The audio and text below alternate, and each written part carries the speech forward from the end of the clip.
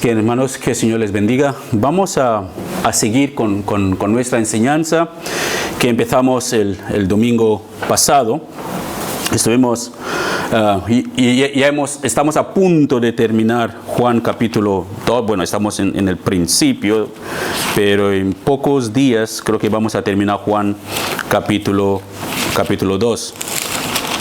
Entonces, ¿cuándo terminaremos Juan? Primero Dios, ya veremos dónde el Señor nos lleva, en cuál otro libro de la Biblia, pero iremos estudiando libro por libro. Así que estamos allá en Juan capítulo 2. Vimos el versículo 13 hasta el versículo 22 el domingo pasado. Vimos solamente la primera parte, que nos enfocamos en dos puntos, exactamente la primera parte. Estuvimos hablando sobre todo de la Pascua. Y hablamos de que la Pascua es una fiesta que el pueblo judío celebraba para conmemorar el tiempo cuando Dios les salvó de Egipto, los 420 años que ellos estuvieron en esclavitud en Egipto. Así que la noche antes de que ellos tenían que salir, Dios les dijo de matar un cordero, poner la sangre, y esa fiesta fue considerada como la Pascua. Entramos en los detalles, era porque quería sacar la enseñanza en sí que está en el pasaje. Pero el pueblo judío hasta hoy en día tiene tres fiestas que son muy importantes para ellos, que es la Pascua, el Pentecostés y la fiesta de los tabernáculos. La fiesta de los Pentecostés, que es el segundo más importante para ellos, es una fiesta que ellos conmemoran el día que el Señor le dio la ley a Moisés, la tabla de los 10 mandamientos. Y la fiesta de los tabernáculos es cuando Dios le dio la segunda vez, porque cuando Moisés subió para buscar las tablas, los hijos de Israel hicieron un becerro. Mientras que adoraban el becerro, Moisés regresó súper indignado, rompió las tablas, y la segunda vez que Dios le volviera a dar las segundas tablas, ahí celebran la fiesta de los tabernáculos. Pero no vamos a entrar en esos detalles, pero queríamos saber, lo que intentaban enfocar era durante esta fiesta que el Señor Jesús apareció en el templo y hizo lo que Él hizo, lo que estuvimos leyendo. Vamos a intentar leerlo otra vez para los que no estuvieron. Vimos también que en el Nuevo Testamento se relaciona el Señor Jesús no solamente con la Pascua o el Cordero de la Pascua, pero también Él es considerado el Cordero de Dios que quita el pecado del mundo, tal como lo declaró Juan el Bautista en Juan capítulo 1, versículo 29. Así que Jesús no solamente es considerado el Cordero de la Pascua, pero es considerado también el Cordero de Dios que quita el pecado del mundo, según Juan capítulo 1, versículo 29. Así que hoy estaremos hablando de las declaraciones del Señor Jesús. Lo que Él dijo cuando entró en el templo y tiró todo lo que tiró, montó todo lo que montó. Había un motivo por el cual Él hizo todo eso. Así que por favor acompáñame de vuelta a Juan capítulo 2. Juan capítulo 2. Vamos a leer del versículo 13 hasta el versículo 22. Juan capítulo 2, versículo 13 hasta el versículo 22. Dice: se acercaba la fecha de la celebración de la Pascua judía. Así que Jesús fue a Jerusalén. Vio que en la zona del templo había unos comerciantes que vendían ganado, ovejas y palomas para los sacrificios. Eso no debería ser. No sé si alguno de ustedes alguna vez ha sido miembro de la iglesia presbiteriana, pero en mi país la iglesia presbiteriana son muy comunes en hacer ofrendas, sobre todo en los pueblos, ya también en la ciudad, que ofrendan animales. Puede ser una gallina viva, puede ser una cabra, puede ser un toche de plátano así. Pero el pastor no se lo lleva a su casa, ni los líderes se lo llevan a su casa. Hacen como una opción, una preventa en plena iglesia. Y la gente dice 5 euros, 10 euros ahí, 1, 2 y 8 euros. Y ves, hay algunas personas que lo hacen todo eso, no porque quieren apoyar la obra del Señor de ninguna manera, es para demostrar que ellos tienen. Así que eso para mí, en mi infancia, donde yo crecí, la iglesia presbiteriana de mi pueblo, era muy normal ver este tipo de cosas. Pero cuando uno lee la Biblia, es más o menos la misma cosa que estaba ocurriendo aquí. Si Jesús entra en el templo, donde ellos normalmente tenían que estar ahí adorando al Señor, pero ellos estaban haciendo lo contrario de adorar al Señor. Seguimos en el versículo 14. Dice, vio que en la zona del templo había unos comerciantes que vendían ganado, ovejas y palomas para los sacrificios. Vio a otros que estaban en sus mesas cambiando dinero extranjero. Jesús se hizo un látigo con unas cuerdas y expulsó a todos. Del templo.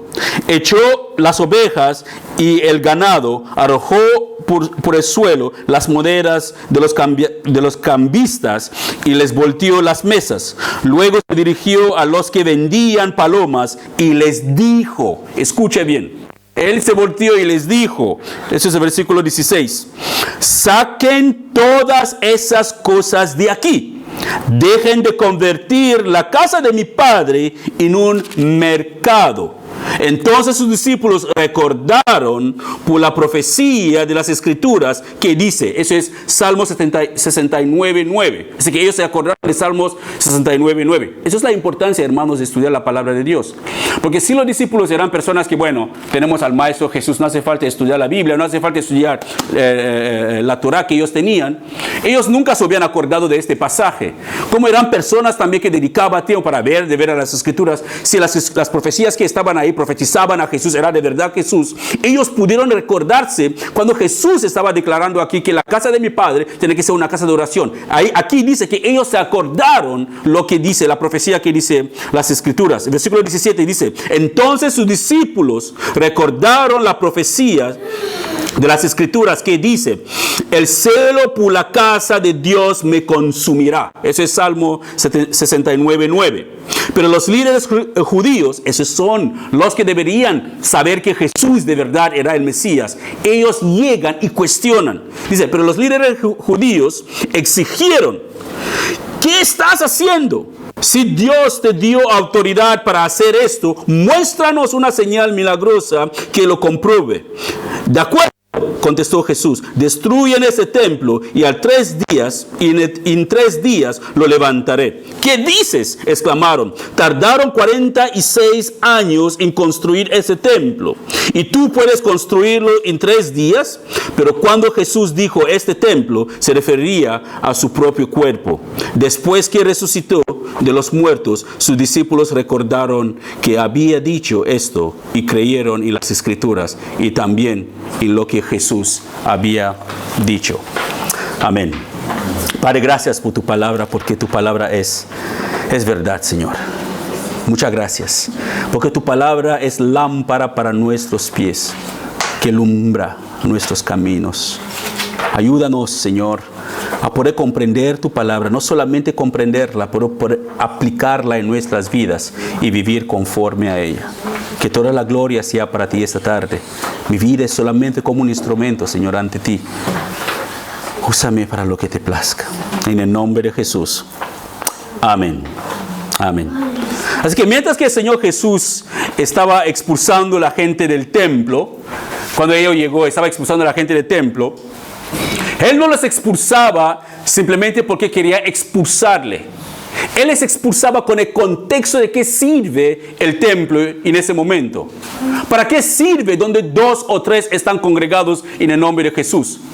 Hoy en día, muchos de nosotros pastores hemos convertido el lugar de reunión, por llamarlo el templo, en un circo. Es triste, pero es cierto. Con el miedo de entretener a la gente para que no se vayan a otro sitio, tenemos la tendencia de cambiar el contexto de la palabra para suavizarlo de tal manera que el pecador puede sentarse en el medio, o por llamarlo, la cabra puede sentarse con las ovejas y se siente oveja. Es lo que hacemos. No tenemos el celo por la casa del Señor. No tenemos el celo por la palabra del Señor. No tenemos el celo por la santidad de Dios. Nos hemos acostumbrado, hemos traído el mundo en la iglesia para convertir la iglesia, para que la iglesia sea mundana. Hemos sido llamados a ir al mundo y convertir el mundo. No traer el mundo en la iglesia y convertir la iglesia en el mundo. Pero tristemente, muchos de nosotros lo hemos permitido. La iglesia no es un lugar de venir a pasar tiempo, no es un lugar de compraventas, no es un lugar de hacer conexiones, no es un centro de negocio, es casa de oración.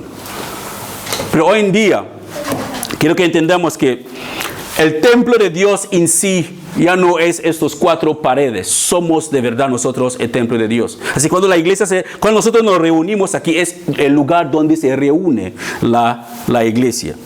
Así que mientras el Señor Jesús entra, cuando se acercaba la Pascua, entró en el templo y vio que había gente haciendo lo equivocado, lo que no es correcto. Hoy en día seguramente que voy a llamar al Señor Jesús un legalista, que no tenía amor, que le falta amor, que tenía que ser comprensible y dejar que la gente haga, que no pasa nada. Dios ve sus corazones, aunque hoy están ahí vendiendo, aman al Señor. Hoy en día la gente había permitido eso. Pero él tomó la decisión de expulsar a esa gente que vendían en el templo y a los cambiadistas que cambiaban dinero. En el versículo 16, él se dirige a los que vendían las palomas. Él echa afuera a la gente, desmonta todo lo que desmonta y se dirige a algunas personas en concretas y les dice en Juan 2:16, le dice: sacan todas esas cosas de aquí, dejen de convertir la casa de mi padre en un mercado.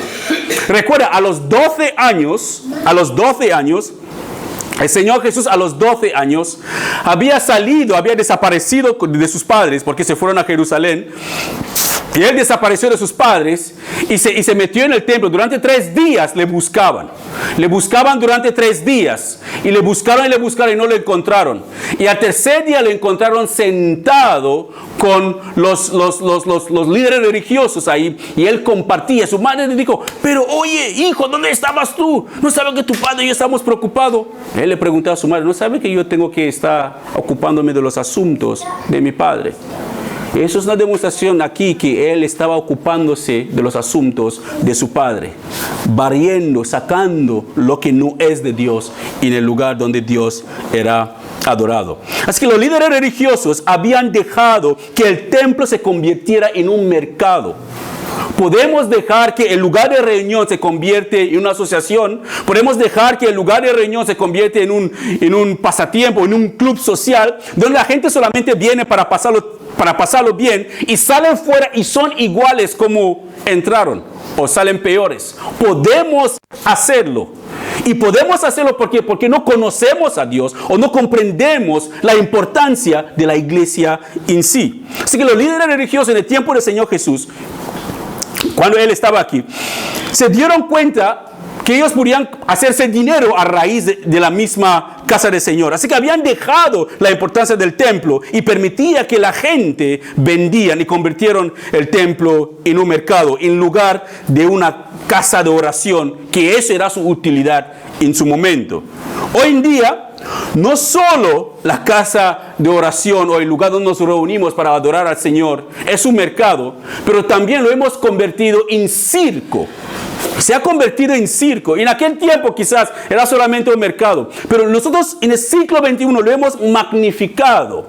No solamente vendemos, no solamente venimos o los días de reuniones para enseñar qué camisa nueva tengo, o qué zapato tengo, o qué nuevo look me he hecho, o qué nuevo reloj me he comprado, o ver a un hermano que llevamos quizás 2 meses sin verle. Sabemos que el único lugar donde podemos encontrarle es cuando la iglesia se reúne.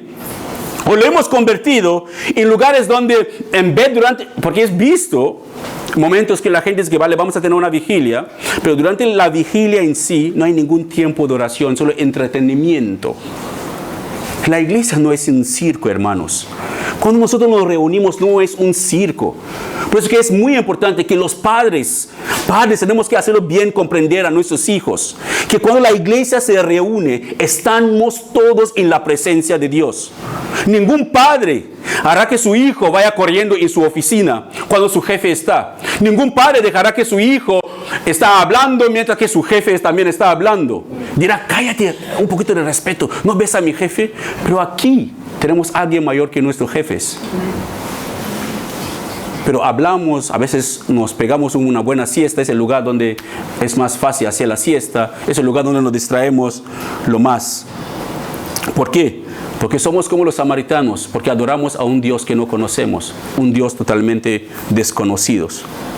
Es un lugar de diversión, así hemos convertido donde nos reunimos, un lugar de diversión, donde nuestras reuniones de oraciones se han convertido en maneras donde la gente se siente incómoda, no hay ninguna confrontación con el pecado. El pecador entra y sale totalmente alegre hasta que saluda al pastor, dice buen sermón, abraza a los hermanos y se va y sigue con su vida pecaminosa porque no hay ninguna convicción de pecado. Un relato de un suceso así también se registra en el Evangelio de Mateo y en los sinópticos, en Mateo capítulo 21.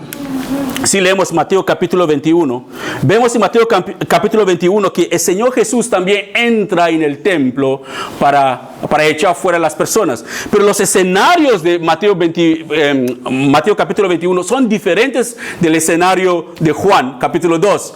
Porque en Juan capítulo 2 vemos que se acercaba el día de la Pascua, el Señor Jesús entra en el templo. Pero en Mateo capítulo 21 era después de la entrada triunfal del Señor Jesús, cuando Él entra en Jerusalén, se va al templo y encuentra lo que encuentra en el templo. Y los eruditos creen que puede haber 2 veces que el Señor Jesús entró en el templo y echó fuera las personas que vendían. Así que si Él pudo hacer eso 2 veces, hermanos, debemos comprender la gravedad de tomar nuestras reuniones en pasatiempo. La gravedad de cuando la iglesia se reúne, en vez de adorar al Señor, perdemos ese tiempo en otras cosas. Hay ángeles en el cielo que día y noche alaban al Señor. Santo, santo, santo, santo, no se cansen. Nosotros aquí podemos ver películas de 3 horas, no nos cansamos. Pero cuando toca alabar al Señor, ¿por qué la alabanza fue muy larga? ¿Por qué esto fue esto? ¿Por qué esto fue esto? Porque no hay amor para el Señor. Mateo 21, 12 dice, después de que Jesús echó fuera a la gente del templo, tal como lo hizo en Juan capítulo 2, cuando Él echó fuera a la gente, dice Mateo 21, 12 hasta 17, que los ciegos y los cojos se acercaron a Jesús en el templo y Él los sanó. Y dice, los principales sacerdotes y los maestros de la ley religiosa vieron esos milagros maravillosos y oyeron hasta los niños. En el templo gritaban, alaben a Dios por el Hijo de David. Así que si vemos los 2 escenarios, podemos llegar a la conclusión de que fue 2 veces que el Señor Jesús tuvo que tomar la decisión de echar fuera personas que estaban haciendo lo que no deberían hacer en el lugar donde Dios es adorado. Así que en esta segunda vez que Jesús despojó el templo, eso nos debe enseñar que cuando nos reunimos, hermanos, cuando nos reunimos como iglesia, no es para divertirnos. Hay tiempo de diversión, hay tiempo de otras cosas, pero no durante el momento que tenemos en nuestras mentes que nos hemos reunido para alabar al Señor. Ciertamente podemos compartir pan juntos después de nuestras reuniones. Podemos sentarnos, tomar un café. Eso sí, eso es después de haber adorado al Señor. Podemos pasar un buen tiempo, podemos hacer todo lo que unos hermanos pueden hacer, pero después de haber orado al Señor. Pero nuestras reuniones no deben convertirse en lugares de distracción o en lugares para divertirse o en un mercado como en el caso que vimos o que vemos aquí en las Escrituras en Juan capítulo 2. Jesús es la razón de todas las cosas que Dios hace en nuestras vidas. Él es la razón por la cual Dios nos ama. Él es la razón por la cual Dios nos da su Espíritu. Es la razón por la cual Dios tiene paciencia con usted y tiene paciencia conmigo. Todo lo que recibimos de Dios, Jesús es la razón de eso. Amén. Sin Jesús, nada, de nada, de nada. Uno puede, escucha bien, hermanos. El error a veces que yo hacía cuando evangelizaba era decir a la gente que no puedes vivir feliz sin Jesús. Pero depende, tengo que exponerlo bien claro. ¿En qué estándar estoy hablando? El estándar mundano, porque el estándar mundano hay mucha gente que vive muy felices, que muchos de nosotros los creyentes no tienen problemas, no tienen ni necesidad de dinero ni nada, pero viven sin Jesús. Así que si yo me acerco, dice a un abogado que tiene todo lo que el mundo puede ofrecerle, que necesitas a Jesús para estar feliz, quizás él me mirará y se reirá de mí. Porque eso es el error que hacemos, que la gente venga a Jesús para buscar algo de felicidad. no les hacemos ver sus pecados. Porque el problema que el creyente, el problema con el hombre no es que el hombre en sí no está feliz. El problema con el hombre es su estado pecaminoso, porque es enemigo continuo con Dios. Uno puede estar feliz en este mundo sin Cristo. Hay muchos que hemos visto supuestamente, pero no el tipo de felicidad que Dios da. Pero hay muchas personas que se consideran súper felices, que no necesitan a Dios porque tienen todo lo que el mundo puede ofrecer. Pero la verdadera felicidad es después de cuando esos ojos se cierran y se despierta la eternidad. Ahí se dan cuenta que todo lo que ellos han tenido no les han servido para nada. Así que sin una buena relación con el Señor Jesús, hermanos, simplemente estaremos como los samaritanos, adorando a un Dios totalmente desconocido, un Dios que no conocemos y pensamos que lo conocemos. Por eso que el Señor Jesús mismo lo dice: no todos que me llaman Señor, Señor entrarán en el reino de los cielos, pero los que hacen la voluntad de mi Padre que está en el cielo. ¿Estás haciendo la voluntad de Dios o estás haciendo tu propia voluntad? El templo y el lugar de adoración no es un circo, no es un circo. El templo y el lugar de adoración no es un circo, no es una sala de diversión especial, o no es una sala donde la gente va para pasarlo bien, no es una sala de talentos. Cuando la iglesia se reúne, no para demostrar sus talentos o los especiales, eso no es el motivo por el cual la iglesia tiene que reunirse. Es una casa de oración. Cuando la iglesia se reúne, no importa dónde, puede ser en un parque, puede ser una casa de alguien, es un momento para adorar al Señor y nada más. Solo Jesús tiene que ser el centro de todas las cosas que nosotros hacemos. Si nos consideramos cristianos y nos reunimos en su nombre, solo Él debe ser el centro de todas las cosas, donde Dios es el centro y el único motivo de nuestra reunión, porque donde 2 o 3 están congregados, dice el Señor Jesús, Él está ahí.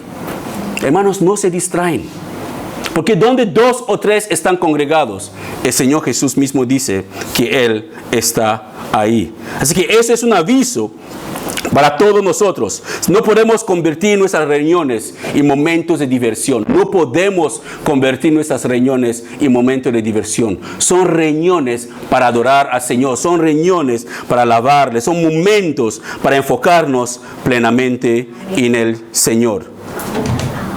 Ni las predicaciones, hermanos, deben centrarse en el pastor.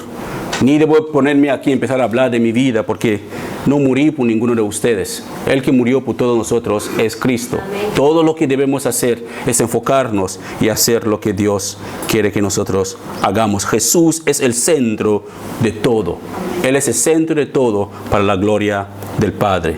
Jesús es el único motivo por el cual Dios nos da su Espíritu. Él es la fuente de todas las cosas que provienen de parte de Dios en nuestras vidas. Sin Jesús estamos totalmente equivocados. Podemos pensar que estamos bien, podemos pensar que estamos viviendo la vida que a Dios le agrada, pero tarde o temprano nos daremos cuenta que estamos totalmente arruinados y no habrá vuelta atrás, hermanos. No habrá vuelta atrás. Jesús estuvo profundamente disgustado. Escuche bien, hermanos. Jesús estuvo profundamente disgustado de presenciar que la casa de su padre, el lugar que tenía que ser un lugar de oración, se había convertido en un mercado. Él estaba totalmente disgustado. ¿Cuántas veces se ha sentido disgustado o triste de entrar en un lugar de oración donde Dios debería ser el centro, y uno se da cuenta que Dios no es el centro de esa cosa, pero las personas son el centro de todo eso? ¿Cuántas veces hemos visto a personas que se llaman cristianos y sabemos que ellos viven intencionalmente en el pecado y no nos ha dolido para acercarnos a ellos y exhortarles, pero hemos dicho que no pasa nada, que viva su vida como quiere? Hermanos, si no nos preocupa la vida espiritual de los demás hermanos, y si no nos importa para nada lo que ocurre cuando la iglesia se reúne, simplemente porque no tenemos celo por las cosas del Señor. Yo tengo celo, o mis hijos tienen celo por mis cosas. Cualquier hijo tiene celo por la cosa de sus padres. Y la indiferencia, escuche bien, hermano, la indiferencia a la vida pecaminosa de un hermano o de una hermana, si usted sabe que alguien está viviendo en pecado, su indiferencia Es como dice la palabra, que el que sabe hacer el bien y no lo hace, le ha contado como pecado. Así que uno no puede dar una vista ciega totalmente si una persona está viviendo en pecado y no quiere exhortarle. Es nuestro deber como creyentes exhortarnos. Es nuestro deber como creyentes asegurarnos que cuando la iglesia se reúne, hacemos lo que debemos hacer, que es Jesús, el centro de todas las cosas. Su reacción de azotar y echar fuera a los que hacían negocio en el templo es por su celo santo por las cosas de Dios, la pureza por las cosas de Dios. Él deseaba ver que la casa de Dios sea convertida en lo que debería ser. ¿Usted desea lo mismo? ¿Usted desea que cuando nos reunimos, que sea Jesús el centro de todas las cosas? ¿O usted está pensando en lo que tiene que hacer después de la reunión? ¿Te sientes ofendido o indignada cuando la gente quita el protagonismo en la reunión y se centra solamente en ellos? ¿Te molesta eso? Debería molestarnos. Deberíamos sentirnos indignados cuando Jesús no es el centro de una reunión. Cuando la gente se reúne en su nombre, pero son ellos el protagonista de todas las cosas. A veces la gente se congrega, hermanos, escucha bien. La gente se congrega a veces con el simple hecho de comparar zapatos.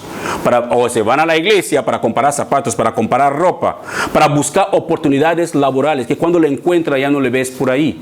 Eso no es el motivo por el cual la iglesia debe reunirse. No para ayudarse solamente mutuamente, pero el centro es Jesús. Es a través de Jesús que podemos hacer las demás cosas. Pero si nos reunimos con el simple hecho, o uno se une a un grupo cristiano con el simple hecho de que está buscando conexiones, pues estás equivocado de Jesús. Quizás es el Jesús Miranda o otro Jesús que están adorando ahí, pero no es el Jesús de la Biblia. Así que tenemos que tener bien claro nuestra meta o el motivo por el cual la iglesia se reúne. Tenemos miedo a veces de exhortar a las personas que intencionalmente viven en pecado. Organizamos actividades de diversión en plena reunión de adoración para satisfacer a los inconversos que se congregan entre nosotros. Hemos convertido la iglesia no solamente en un mercado, es un circo hoy en día. Organizamos todo para que la gente se ríe, se divierte. Y después cuando sale, hermano, ¿qué tal fue la reunión? Me gustó. Pero sale fuera y sigue viviendo en fornicación. Sale fuera, sigue mintiendo. Sale fuera, sigue viviendo cualquier manera de vida. Pero estuvo en una reunión que supuestamente era una reunión donde Jesús era el centro. Así que organizamos actividades de diversiones solo para satisfacer la carnalidad de personas que no conocen a Cristo. Mi pregunta es, ¿dónde están los hombres y las mujeres que tomarán la decisión de decir, Señor, el celo por tu casa me consume? ¿Dónde están esas mujeres, esos hombres, esos jóvenes que dirán, Señor, el celo por tu casa me consumen? ¿Dónde están? ¿Quiénes dirán, Señor, el celo por tu casa me consumen? Quienes no solamente tienen buenas intenciones, porque las buenas intenciones, hermanos, hay muchos que murieron con buenas intenciones y las buenas intenciones no salvan a nadie. Es tiempo de tomar acciones y dejar que las buenas intenciones se convierten en acciones. Solamente le dije la otra vez a mi esposa que a veces no intenta de analizar mis locuras, solamente sígueme en mis locuras porque confío en Dios y las cosas que yo hago.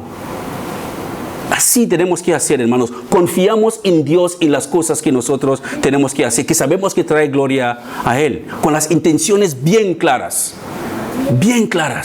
que es para traerle gloria y honra.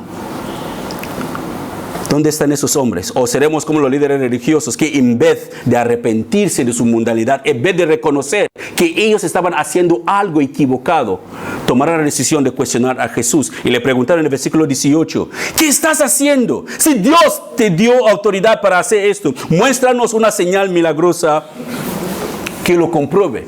Esos son hombres y mujeres, o son hombres, eran todos hombres, son hombres que deberían ser líderes para el pueblo de Israel. De la misma manera les dijo, hermano, una cosa, que si no hay un liderazgo que teme a Dios, una congregación, es un club social. Si no hay hombres o mujeres de verdad, una congregación que aman al Señor, desean, es que se olvidan de lo que la gente piensa, pero solamente les importa lo que Dios piensa. Esas personas no tienen que suplicarles para que vengan a las reuniones de oración, no tienen que suplicarles para que leen sus Biblias, no tienen que intentar de convencerles que tienen que esforzarse, porque ellos saben lo que es bueno para ellos mismos y saben para quién lo están haciendo.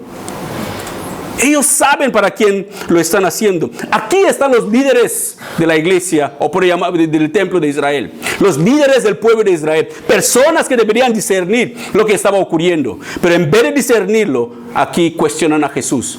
Muéstranos una señal para demostrar que tienes autoridad para hacer lo que tú haces. Mucha gente así en congregaciones le llamarán santuriones. Alguien que dice, pastor, no debería, esta persona debería hacer esto, pero tú le estás permitiendo. Le miran mal. Esas personas no le quieren algunas congregaciones. No, esas personas les quieren sacar lo más rápidamente posible de la vista. ¿Por qué? Porque están viendo cosas que son incorrectas. ¿Por qué? Porque el celo del Señor les consume. A esas personas no lo quieren en muchas congregaciones. Totalmente para nada. Aquí están los hombres que deberían tomar acciones, pero ellos, ¿qué hicieron? Cuestionar la obra del Espíritu Santo en la vida del Señor Jesús, o cuestionar lo que el Señor Jesús estaba haciendo. Desafiaron a Jesús, aprobando los negocios en el lugar de adoración. Por eso, es un gran peligro, hermanos, que si hay una iglesia, el liderazgo no son hombres espiritualmente maduros. Espiritualmente maduro, escucha bien, no es una persona que lleva muchos años en la congregación. Sé espiritualmente maduro, no eres una persona que ha ido a una universidad teológica o sabe mucha teología. Una persona espiritualmente madura es una persona que tiene una íntima relación con Dios. Una íntima relación, no una vez tuvo, pero una íntima relación constante con Dios. A esa persona, cuando tú pasas el tiempo con ellos, sabe que estás tocando el borde del manto del Señor, porque siente con su misma manera de hablarte. Ellos no dan sus opiniones, no hablan lo que ellos piensan, no fluye con la misma corriente de la gente de la congregación, que son muy permisivas. Fluyen contracorriente con el celo del mismo Dios, porque desean que las cosas del Señor sean hechas correctamente en la iglesia. Así que es un terrible peligro si hay en la iglesia líderes que son carnales, personas que no pueden discernir lo natural y lo carnal, personas que no pueden discernir lo que es pecado y lo que no es pecado, o personas que llaman el pecado bueno y llaman lo bueno pecaminoso. Todo les suena ridículo a personas que no tienen al Espíritu Santo, líderes así, que si le llama la atención todo les suena ridículo. Si les enseña lo que ellos están haciendo mal, conforme a las Escrituras, todo para ellos no tiene ningún sentido. Pero los que son espirituales, los que tienen una relación íntima con el Señor, ellos evalúan todas las cosas a la luz de la palabra. Todas las cosas, no solamente gritan amén, como estamos muy acostumbrados a gritar amén, no importa lo que está diciendo, pero la gente grita amén, sin analizar para qué están gritando amén. Personas que evalúan todo, que tienen el Espíritu Santo en ellos. Ellos tienen la mente de Cristo. Son personas que tienen la mente de Cristo. Es un celo santo por las cosas de Dios. Aquí tenemos a líderes religiosos que querían una señal milagrosa para justificar la autoridad de Jesús. Una autoridad religiosa. Piden milagros para demostrar que cuando se reúne la gente, o el lugar donde se reúne, es para adorar a Dios. El Señor Jesús viene, le llama la atención sobre eso. Pero ellos, como son tan ciegos, totalmente ciegos en sus pecados, ellos no pudieron verlo. Cuestionan al Señor Jesús. Y el Señor Jesús le da la respuesta a lo que ellos querían. Él le desafía: destruyen ese templo, en 3 días yo lo levantaré. Destrúyenlo. Y como son personas carnales, que piensan solamente en las cosas de la carne, son personas naturales, no piensan algo más de lo que sus ojos pueden ver. Ellos pensaban que Jesús hablaba del mismo templo que él había echado a la gente de ahí. Pero Jesús no hablaba de eso. Pero ¿cómo sabemos? Él no hablaba de eso. Por eso que los líderes religiosos le preguntaron, ¿pero cómo? Exclamaron que Ese templo que tardó 46 años para construirlo y tú estás diciendo que en 3 días lo vas a reconstruir. Pero ¿estás mal de la cabeza? Porque ellos veían las cosas como muchos lo vemos, a lo natural. Alguien vive en pecado, no pasa nada. El Señor lo tocará en su momento. Pero la palabra lo pone bien claro. Si hay alguien en la iglesia que intencionalmente está viviendo en pecado y no quiere arrepentirse, a ese échale fuera, porque su misma presencia cuando se comparte el pan es como contamina esta misma reunión santa. Eso no es falta de amor, hermanos, es bíblico. La iglesia acepta a los pecadores que vienen de fuera para que sean convertidos, pero no es un albergue o no es un criandero de pecadores. Si una persona viene del mundo con sus pecados, la iglesia tiene toda la obligación de abrir sus manos y recibirlo. Esa es la función, para que la persona pueda conocer a Cristo, se arrepiente de sus pecados y se cambie. Pero lo que la iglesia no debe hacer es convertir lo que es la iglesia en un lugar donde los pecadores se sienten cómodos, mandan, sirven, pero permanezcan en sus pecados. Eso no es una iglesia, hermanos. Y no deberíamos tolerarlo o aceptarlo conforme a las Escrituras. Eso no es tener falta de amor. Eso no es legalista. Es bíblico. Si algún hermano está débil, dice en Gálatas capítulo 6, está atado con un pecado. Dice que los hermanos que son más espirituales, con el espíritu de mansedumbre, ¿qué tiene que hacer? Ayudar al hermano, guiarle hacia el arrepentimiento para que vuelva a tener una buena relación con Dios. Pero si no quiere, ¿quién le va a guiar? Si no quiere seguir, si se siente cómodo. Pablo dice a los Corintios, este hombre que está casado, tiene una relación con la esposa de su padre, a este sácalo fuera de la iglesia. Así debe ser. Si la persona quiere arrepentirse, la iglesia tiene la obligación, hermanos, de guiar al pecador que se está arrepintiendo, que está luchando, a guiarle hacia un arrepentimiento genuino y ayudarle para que restaure su relación con el Señor. Pero los que toman la decisión intencionalmente de que aquí decido yo sobre mi vida, tienen que enseñarle la misma puerta que usó para entrar. ¿Es bíblico? Sí, no es falta de amor.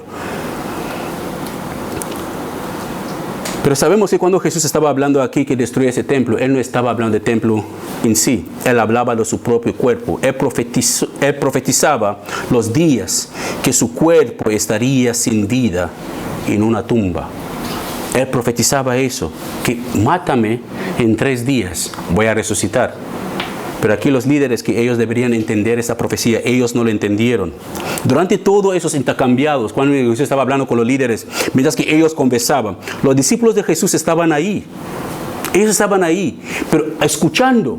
Pero escucha bien, hermanos, ellos comprendían algunas cosas que Jesús estaba diciendo, pero no comprendían otras cosas. Otra cosa que después lo comprendieron. Mira lo que dice en el versículo 17. Dice, el versículo 17 dice que cuando Jesús despojó el templo, sus discípulos se acordaron de Salmos 69:9, cuando dice, y sus discípulos se recordaron de la profecía en las Escrituras, que dice, el celo por la casa de Dios me consume. Eso es Salmos 69:9. Ellos se acordaron de eso, porque seguramente que habrán estudiado, aunque andaban con Jesús, dedicaba su tiempo para estudiar las Escrituras. Por eso, hermano, es fundamental que estudiamos la Biblia. Es fundamental. No la estudie como un talismán. Te levantas hoy por la mañana a ver dónde caigo y dice, tienes que entregar todo lo que tú tienes para la obra de... no, me equivoqué ahí, tengo que mirar otro. Así la gente lee en la Biblia. Y algunos abren Salmo 24, lo ponen como en la entrada de su casa con un frasco de aceite ahí para echar fuera. Eso es brujería en mi país. Y ahí para ellos son cristianos. Algunos tienen la Biblia abierta encima de su cama para protección. Este libro en sí no protege. En sí así es un libro, por eso que se quema en diferentes partes. Es lo que está escrito dentro que transforma vidas, porque es palabra viva de Dios. Así que podemos tenerla escrita y es como una pintura o de tener mucha comida en la nevera. La nevera llena no te llena el espíritu. Tienes que abrir la nevera y comer de ahí. Así que si uno tiene este libro y no la asimila, no la come, no la disfrute, ser como una persona rica con todo el dinero, con todo el almacén lleno de comida y se muere de hambre. Y ahí llorando, ¿qué pasa? Tengo hambre, pero tiene la despensa llena, come. Así somos muchos de nosotros cristianos. Vamos desnutridos, comemos basura. Pero basura porque tenemos comida sana para nuestras almas aquí. Pero preferimos escuchar estas bullas por internet, porque hoy en día en internet todo el mundo es maestro de la palabra. Hay de todo, ahí nos alimentamos, pero tenemos Biblias en la casa. Estamos leyendo la Biblia otra vez, como lo hicimos en 2021, todo el año. ¿Cuántos hermanos están esforzándose para leerlo? ¿Cuántos hermanos se están esforzando para hacerlo? Yo les digo, pero no por obligarle. Cada uno responderá ante el Señor cuando llegue el momento. Yo responderé si os animé o no os animé. Pero responderéis vosotros si tomaron mi palabra o no la tomaron. Esas son responsabilidades totalmente personales que cada uno tiene que hacerlo. Así que aquí sus discípulos se acordaron de la profecía. ¿Por qué? Porque ellos la habían estudiado. Pero cuando él habló de la destrucción del templo, que representaba su cuerpo, sus discípulos en ese momento no lo entendieron. Cuando lo entendieron, el versículo 22 dice que después de que él resucitó. Porque ellos seguramente que los mismos discípulos pensaban que... Señor, ¿cómo que 3 días vas a reconstruir ese templo? Que tardaron 46 años. Ellos no lo entendieron, pero permanecieron con Jesús hasta el final. Cuando Jesús resucitó, ahí comprendieron que, es cierto, ese templo era su cuerpo, por eso que iba a resucitar el tercer día. Quiere decir que hay cosas, hermanos, mientras aquí vamos a estudiar la palabra, que no la vamos a comprender ahora. Hay cosas de Dios que nunca lo comprenderemos en esta vida, porque nuestra mente es muy limitada. La comprenderemos algún día, pero sigue. Ellos siguieron con Jesús, aunque le veían como un loco quizás en este momento, que él decía que en 3 días voy a levantar el templo. Quizás le vieron que está mal. El maestro perdió la cabeza, pero permanecieron con el maestro. Hasta cuando resucitó, entendieron. Así que si vas estudiando la palabra de Dios, llegan momentos en cosas que no entiendes y te desanima que no, la gramática de ahí es muy... Busca uno como la mía, que tiene un español bastante más ligero para ti. Y sigue leyendo. ¿No lo entiendes ahora? Sigue leyendo. Cuando llegas quizás al Apocalipsis, Génesis decía de eso. Éxodo hablaba de eso. Pero sigue. Porque ellos permanecieron con el maestro y lo comprendieron solamente cuando el maestro resucitó. Así que hermanos, hermanas, no te rindes, sigue adelante. Hay cosas que usted no va a entender ahora mientras que siga su caminar con el Señor Jesús. No va a comprender por qué sus hijos están enfermos, no va a comprender por qué pierde su trabajo, no va a comprender por qué sus familiares le odian, no va a comprender por qué todo le sale mal, no va a comprender por qué la gente le odia. Solamente sigue. Llegará el momento que lo vamos a comprender. Así que hay cosas que no lo vas a comprender. Así que si Jesús no hubiera resucitado, en vano sinceramente hubiera sido nuestra fe. En vano hubiera sido su desafío, porque él dijo: destruye ese templo y 3 días lo voy a levantar, y él lo cumplió. Así que no tenemos a un Salvador cualquiera, tenemos a un Salvador que habla y lo cumple. Así que podemos confiar plenamente en las palabras del Señor Jesús, que lo que Él dice, Él lo va a cumplir. Él dijo que Él levantará su cuerpo después de 3 días. ¿Él lo hizo? Sí, lo hizo. ¿Destruyeron el templo? Sí, lo destruyeron los fariseos y Pilato, y lo destruyeron, pero ¿se lo levantó el tercer día? Sí que se lo hizo. Así que podemos confiar plenamente en las palabras del Señor Jesús. Así que todos los demás líderes religiosos que conocemos de las diferentes religiones que existen, todos murieron y nunca se resucitaron. Mahoma está en Meca, aún su tumba está ahí. Todos los demás líderes de Joseph Smith, los testigos de Jehová, Charles Russell, Joseph Smith de los mormones, Charles Russell de los testigos de Jehová, todos están muertos y ninguno ha resucitado hasta el día de hoy. El único que dijo que mátame y resucito es el Señor Jesús. Él lo cumplió. Su tumba está vacía. Así que tenemos, no solamente no nos enfocamos solamente en la cruz, porque en la cruz Él de ahí por el perdón de nuestros pecados, pero la verdadera victoria nuestra es que resucitó de esta muerte cuando Él murió. Tercer día resucitó. Y dice Romanos capítulo 4, dice: Él fue entregado a la muerte por causa de nuestros pecados y resucitado para hacernos, ¿qué? Justos a los ojos de Dios. Ese es el Señor que tenemos. Podemos entrar confiadamente en la presencia del Padre. Podemos entrar en la presencia de Dios con total confianza, no por nuestros propios méritos de ninguno de nosotros. No hemos hecho nada para merecer entrar en la presencia de Dios. Podemos entrar en su presencia por lo que Jesús ha hecho por nosotros. Su resurrección hace que cuando Dios nos mira, nos justifica, nos considera personas perfectas, no porque somos perfectos, por lo que Jesús ha hecho por nosotros. El contenido de un perfume o un frasco de perfume en sí vacío es solamente una botella vacía, pero es el contenido que da valor. Si yo le traigo una colonia o de las más caras, solamente la botella, usted me lo puede comprar quizás a 2 euros o 5 euros. Pero si lo pongo el perfume dentro de la botella, es la botella que da el valor es el contenido que da el valor a la botella, no la botella en sí, ese contenido en sí. Así que Cristo en nuestras vidas es esperanza de salvación para todos nosotros. Es lo que pone valor en nuestras vidas. Como dice Salmo 73, no debemos envidiar a los malvados que progresan. Si el malvado está progresando y se está haciendo rico, no le envidies. El salmista Asaf dice que él se dio cuenta que el malvado tiene sus días contados solo cuando él entró en la casa del Señor. Ahí se dio cuenta que los malvados tienen sus días contados. Permanezca en el Señor. No se comparen con nadie. Si hay cosas en su vida, en nuestras vidas, que a Dios no le agrada, hazle un latigazo en oración y pídele a Dios que por favor arráncame todo eso. Es mejor ahora, hermanos. Ahora que podemos cambiar nuestras vidas es ahora. No esperamos, porque en la eternidad no habrá arrepentimiento, no habrá tiempo para transformar sus vidas. El día de salvación es hoy. Hoy mismo. Mañana puede ser bastante tarde. Reflexiona sobre lo que hemos aprendido sobre la vida del Señor Jesús. Reflexionamos sobre lo que Él dijo o lo que Él hizo. Echó fuera todo lo que no tiene que ver con Dios. Somos el templo de Dios ahora. Examina sus vidas y mira qué hay en tu vida que a Dios no le agrada. Si hay cosas que a Dios no le agradan en tu vida, puedes pedirle al Señor que te ayude, pero no cruzando los brazos. Debes hacer lo que te corresponde a ti. Si es pornografía, apágalo. Si es mentira, deja de decirlo. Si es robo, cualquier cosa, apágalo. Porque Dios nos ha dado la capacidad de tomar decisiones nosotros mismos por el poder suyo que obra en nosotros. Amén. Confía en el Señor y Él te ayudará. Amén. Padre, gracias.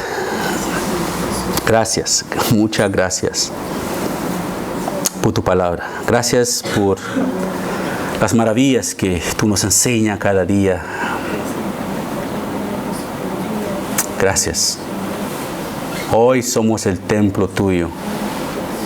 Seguramente que hay cosas en nuestras vidas, ira, envidia, orgullo, prepotencia, vanagloria, algunos pecados que la gente físicamente nos ve y no lo pueden imaginar que están escondidos en nosotros, pero tú los ves. Abre los ojos de nuestra conciencia, Señor, para que nos arrepentimos de verdad y dejamos de practicar esas cosas que a ti no te agradan.